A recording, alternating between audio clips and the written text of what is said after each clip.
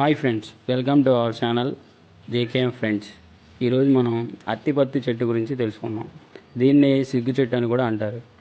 దీనికి ఆ పేరు ఎలా వచ్చిందంటే లాటిన్లో దీన్ని మిమోసా పూడికా అంటారు. పూడిక అంటే సిగ్గు అని అర్థం అన్నమాట. అందువల్ల దీన్ని సిగ్గు చెట్టు అని అంటారు.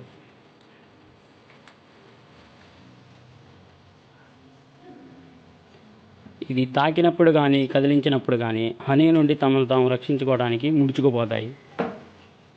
ఈ ముడుచుకుపోయిన కానీ కొంతసేపటి దాకా అవి అదే స్థితిలో ఉంటాయి.